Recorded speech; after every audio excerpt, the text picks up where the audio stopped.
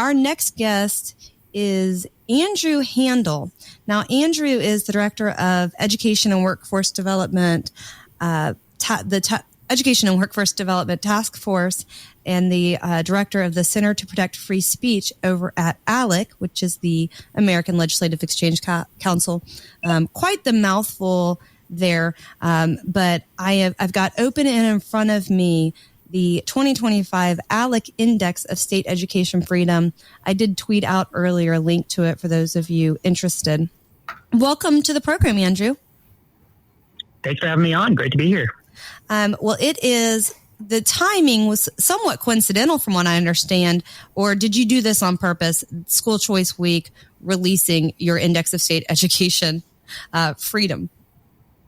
It was, I'd say it's a combination of both. It was a little bit coincidental, but also we had everything ready to go at just the right time. So it worked out perfectly. All right. Well, tell us a little bit about first tell us what you do at ALEC and what ALEC is for those who are unfamiliar with the organization itself. Sure. Yeah. So ALEC stands for the American Legislative Exchange Council. We are the nation's largest nonpartisan membership organization of state lawmakers and private sector members who collectively together and identify the best policies in free markets, limited government, and federalism. So education freedom is a huge, huge part of what we do. My role here is I lead our education task force. So I work with state lawmakers in Alabama and other states around the country to help make sure that parents are fully empowered to pick whatever school is best for their kid. All right. Well, Alabama is currently, according to this year's rankings, number 11, and we have a grade of B, which it looks like we got some work to do. But a big part of this year's rankings is that we had major changes in 2024 here in Alabama. With our Choose Act. Tell the listeners a little bit about that and how your grading scale, how that impacted that. Yeah. So exactly like you mentioned, Alabama came in 11th in this year's report. Previously, Alabama was 22nd. So wow, big change. Actually jumped up. Yeah, exactly. We jumped up 11 spots. One of the biggest jumps amongst any of the states. But what we do to calculate these scores is we look at 5 categories that are broadly representative of how much freedom parents have when it comes to education. The first category captures what you mentioned with the Choose Act. It's funding programs. The second category is charter schools. Third is homeschooling. Fourth is virtual schooling. And then fifth is open enrollment, which is basically your public school choice for listeners who might not be familiar with it. Passing that Choose Act was huge. That is the category that gets the biggest weight in our index. So making sure that that's accessible to every student, which it will be once it's fully phased in, is simply the best way to empower parents and put them in a better position to have their students succeed. So that made a huge impact for Alabama this year. Well, and I'll tell you for the listeners who don't know this as well. So, of course, I'm a mother for 3 school-age children. So I've got a kindergartner, a second grader, and a 6th grader. My 2 youngest ones go to a private school, and my oldest one is homeschooled. She's would have been in middle school this year, and we chose to homeschool her. And she is loving it, and we're able to give her opportunities. But I know firsthand that how important school choice is, and that we can't do one size fits all. One size fits all doesn't even fit my family. So how could one size fit all for anywhere in the nation?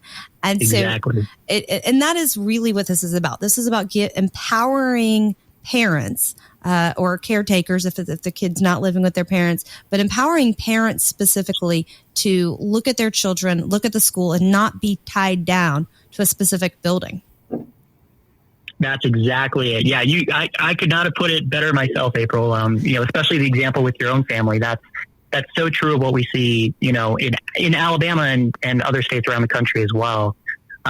There is no such thing as a single school that can best serve every single student. So it just, these days it doesn't make sense anymore to just, tie a student to a public school building based on nothing more than a street address.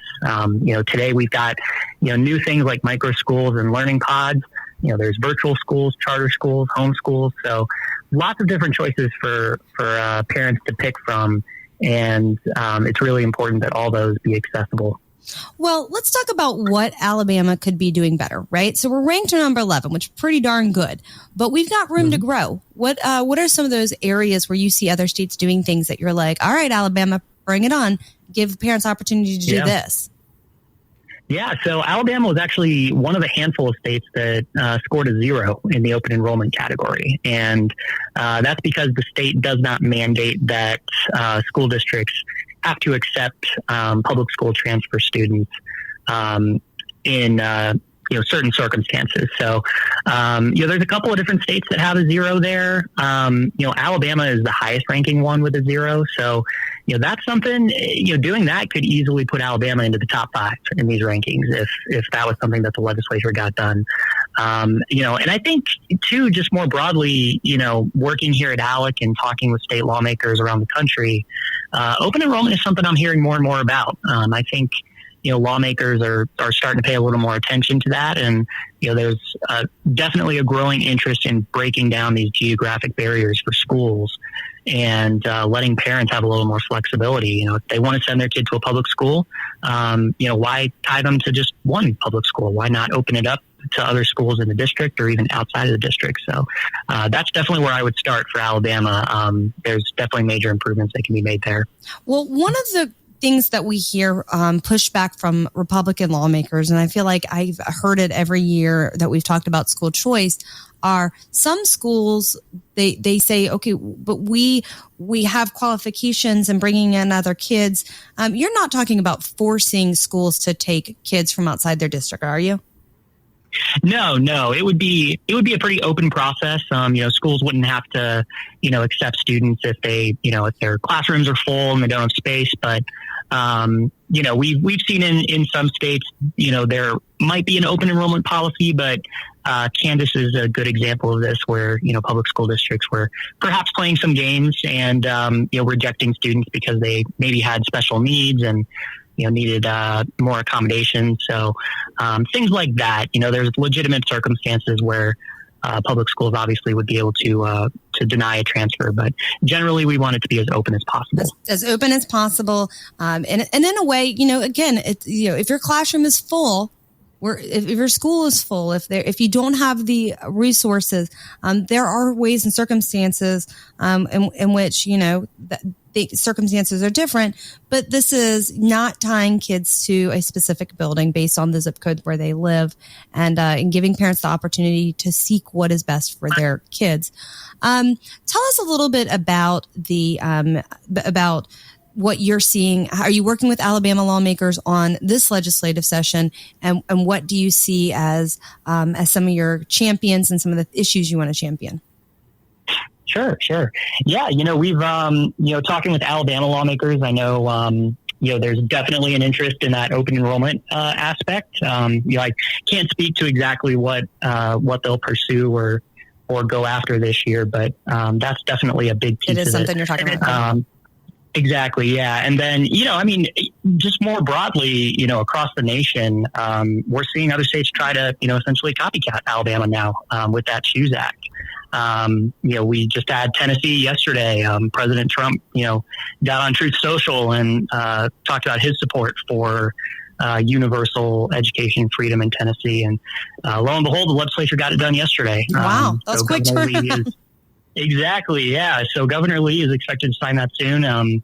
But I think Alabama should be proud of the fact that they were able to get it done last year and not this year. So I think that's great. And, we're probably going to see a couple more states this year try to do the same thing, getting a universal program in the door.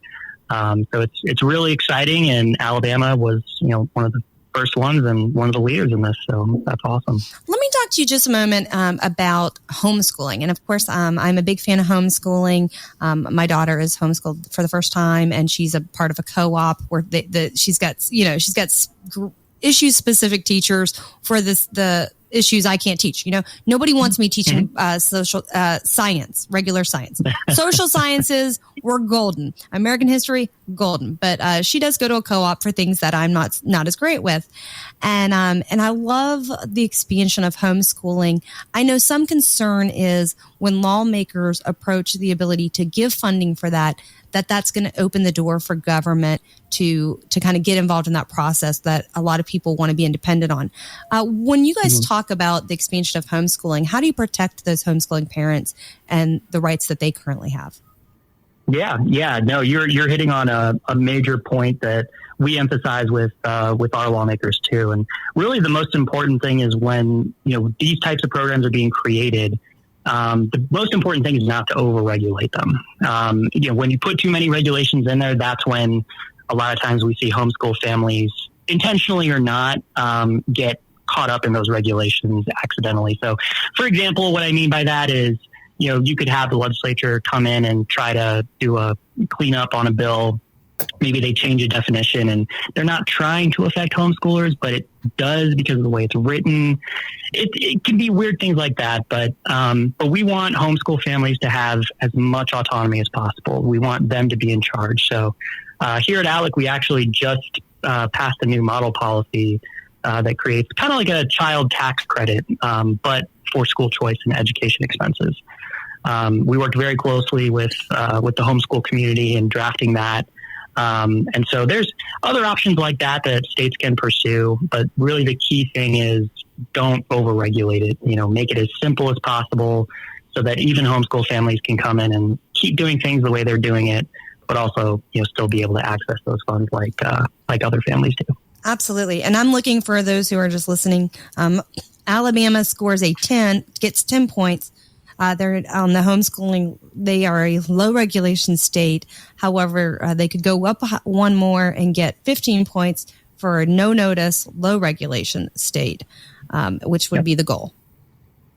Exactly. Yep. And we gather all that data from our partners at the Homeschool Legal Defense Association, and so they've got some really good stats on their website. And exactly to your point, removing that notification requirement and giving parents a little more flexibility would definitely go a long ways in Alabama. All right. Well, as we work from getting out of 11 to the top 10. And moving on up that list, that is something we can look to lawmakers to do. Well, tell our listeners where they can find this report, where they can follow more information, what ALEC is doing and all those things, how they can find you specifically if they want to talk to you about education policy. Yeah, definitely. So our website is alec.org, ALEC.org.